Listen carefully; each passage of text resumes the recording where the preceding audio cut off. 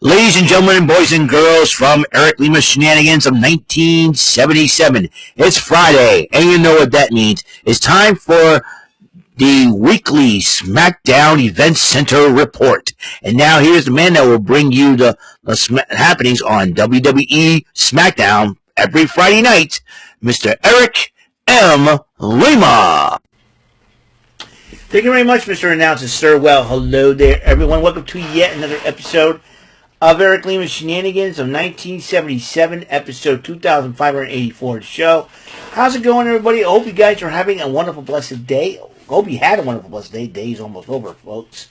And I just got off of David's decided to talk to him for a bit. And the episode will be aired tomorrow on his channel. Check it out if you can.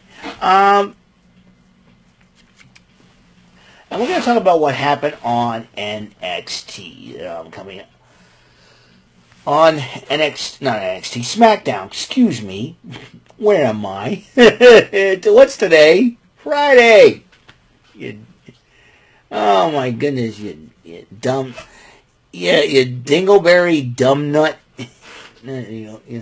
Eric, you dingleberry dumb nut. A dumb nut. That's a new one. A dumb nut. Oh, you dumb nuts out there, what's going on? Anyways, how y'all doing? And I hope you guys are doing very, very well. And anyways, so here's what happened on SmackDown. As you know, we're getting close to Crown Jewel, but there is a bit of a roadblock along the way.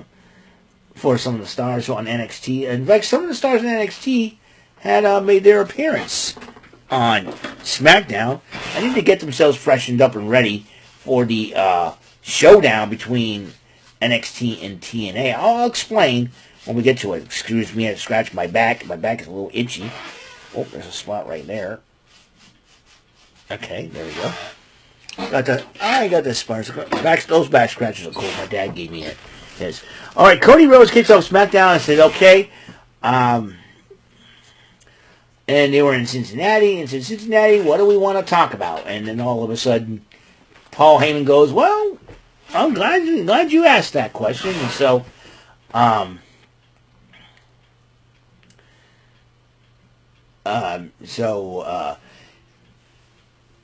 So Paul Heyman came up, but he didn't come out alone. Here comes Braun Breaker and Bronson Reed, but then Randy Orton came out to back Cody Rhodes up, and he started talking a little smack. And it seems like to me, Paul Heyman's trying to get inside the head of Randy Orton, but saying you didn't return my calls and all that, yada yada yada. I called you and and all that, and so. But then the Oracle and the Vision Boys have decided to walk away from the situation. Carmelo Hayes was in his gear getting ready for a match, and then Miz confronts Carmelo Hayes and said, what's the deal here? And Carmelo Hayes said, okay, you're holding me back. I'm done. I told you, I only want to prove myself on my own. We're done here. And Miz didn't like that idea. And then the U.S. title open challenge, Sami Zayn comes out, and Carmelo Hayes says, hey, you know what, I'm here. I want to give another shot at this. This time I'm by myself. No one is going to help me. I'm going to do this on my own. And he's about to head to the ring, and then the Miz hits him with the skull-crushing finale. And I'm like, okay. Miz doesn't, Miz is being a crybaby about Mello don't Miz breaking up, and you know what? He disrespected Carmelo Hayes, and Hayes is going to make him pay for that. Fellow Massachusetts native, Miz, you just disrespected. But then Aleister Black walks by. He picks up the microphone and says, "Oh, unfortunate." And he goes, "U.S. title open challenge? I'll do it." So, and this makes a great matchup: Sami Zayn versus Aleister Black. Nationally flavored matchup, as Sami Zayn's from Canada, by way of and also by way of Syria, and you got Aleister Black from the Netherlands, and these two Well, I didn't know he's from Amsterdam. Excuse me, I think he's from Amsterdam, and these two had a great match until Damian Priest appeared at ringside to distract Aleister Black. Sami Zayn took advantage, and he is still, Aleister Black still United States champion. And then Priest nails Black with the razor's edge through a table. And meanwhile, this was taped early on. Nick Aldis was talking to Soruka and Zarya about giving them an opportunity to be on part of SmackDown. And Chelsea Green, of course, being the whiny little you-know-what that she is, has decided, look at the internet. Here, it'll give you an opportunity to be Slagents and all. And and they say, we're not interested. We're here to win. If you want a match, we got it. So, and then Nick Aldis goes, you know what? I like it. I like you pick it up. I'll lay it down for you. All right, tonight will be a tag team matchup. So Chelsea Green decided to open up her big mouth again. Zarya and Soruka went up against Chelsea Green and Alba Fire, and Zarya will be part of Team NXT along with the team captain JC Jane, the NXT Women's Champ, Lola Vice and Jada Parker as they go up against Keilani Jordan, the Inspiration, and Mara Sade in that Women's Survivor Series matchup at NXT Showdown. And in the first victory, and it was because I consider this an upset. Zarya beat and Soruka defeated Chelsea Green and Alba Fire. And Captain Kelly interviewed Alexa Bliss and Charlotte Flair to say, hey, they want to prove themselves. They have to beat us for the belts. And so. And Cody Rhodes talks to Randy Orton, and he says, listen, whatever Paul Heyman says, don't listen to him. I always got you back. And Randy goes, I got you back too. I'll get myself ready. So that's what happens here. Then they had the contract signing for Crown Jewel. Tiffany Stratton and Stephanie McCare. They actually had a contract signing that went right. They signed the contract for the Women's Crown Jewel match. They shook hands. Tiffany Stratton walked out of the ring. Stephanie McCare watches on, and Tiffany Stratton was holding up the title, and then she was attacked from behind by Julia, and then Kiana James offered Stephanie McCare her services, but then Tiffany Stratton grabs Kiana James, starts attacking her, and then Julia, knowing the history that her and Stephanie had back in NXT, they went at it, and that will lead to next week a tag match between the four ladies.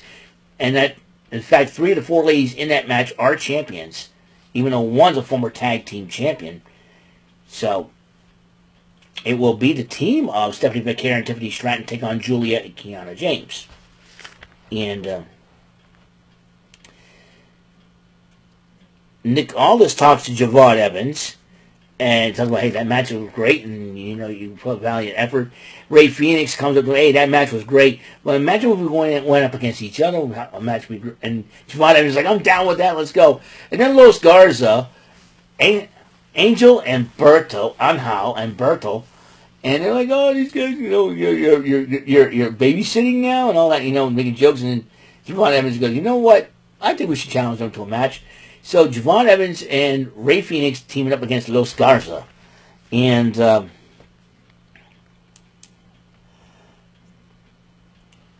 so Jacob Fatu addresses Drew McIntyre, and Drew McIntyre made a mistake making that man angry. I like Jacob Fatu. Yada I mean?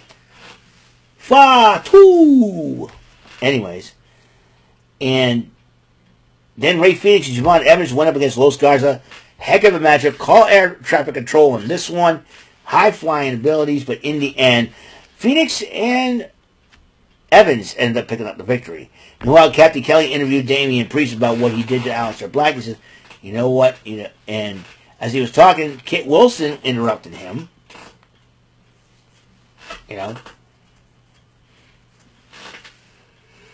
And, excuse me. Oh, goodness sakes. Anyways, Kit Wilson says you're toxic and all that. And he says, you can tell you how much of a man I can be. He started standing up in his chair.